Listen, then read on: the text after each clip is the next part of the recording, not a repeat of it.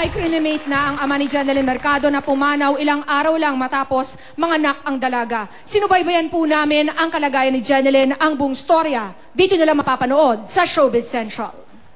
Isang matinding biro ng tadhana o isang pagsubok sa tatag ng kalooban o pananampalataya. Hindi pa man nakaka-recover si Jeneline Mercado sa panganganak, sumakabilang buhay naman ang kanyang ama.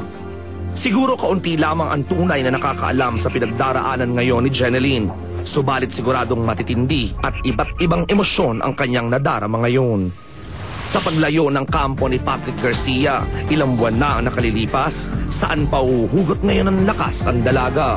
Ang detalye sa libing ng ama ni Jeneline kahapon, tutukan mo.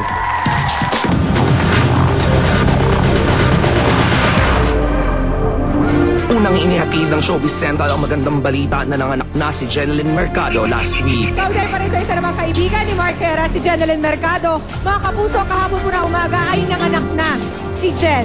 Ayon sa kanyang OB gynecologist na si Dr. Judy Ann Uy de Luna, hindi naging madali ang proseso ng panganganak para kay Jen. Tagal nag-labor si Jen, no? So mga almost 24 hours kami nasa labor room. So kaya lang talagang as much as we wanted her to go normal delivery, pero Jen really went through full trial of labor.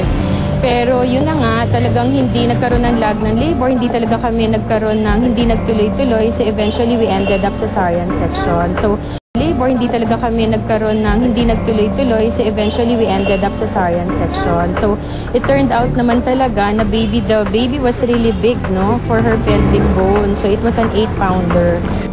However, Jen's happiness was sadly short-lived nang pumanaw ang kanyang kinikilalang ama na si Rogelio Mercado dahil sa mga komplikasyon dala ng sakit nitong diabetes.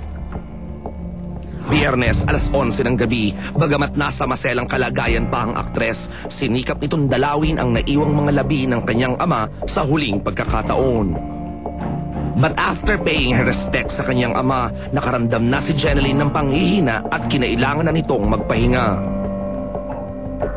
At ngayon, marami sa kanyang mga tagahanga ang nangangambang magkaroon si Jeneline ng kondisyong tinatawag na postpartum depression na karaniwang nakakaapekto sa mental and emotional well-being ng isang bagong ina. Jen naman was very strong, no? So considering na talagang what she's been through talagang tough time. I don't think Jen would have postpartum blues. I don't think she would have postpartum blues. Jen is really doing very well with her recovery. Pero syempre naman, no, that's normal human reaction. If your dad died, talagang malulungkot ka. Pero definitely that's not part of the, hindi, she won't develop talaga postpartum depression kasi talagang seeing her baby, kakatuwa niya na talaga. Kahapon, Sabado, inihatid na sa huling hantungan ng ama ni Jeneline. Naging mas masakit ang pagpanaw na ito para kay Mami Lydia dahil sa unang pagkakataon ay hindi na niya kapiling ang kanyang asawa on her August 30th birthday. Hindi siguro na ako muna mag-celebrate. Para wag muna. Kasi parang masakit yung kulang na eh. Well, masaya kami. Dahil kinuha niya ang isa, may ipinalit na isang angel. Siguro parang itinubos niya. But dumating kami sa kanya, 19. Namatay din yung asawa ko, 19 din. Parang inantay lang niya yung bata na makita niya. Now, more than ever, Jeneline Mercado needs the support ng kanyang mga kaibigan at tagahanga. Hi Jen, pasensya ka na kung hindi ako nakapunta sa burol ng dad mo. Pero alam mo naman na palagi ako nandito para sa'yo. Magpakatatag ka, nandito lang kami para sa'yo. Mahal na mahal ka namin. And on a lighter note, congratulations on your baby boy.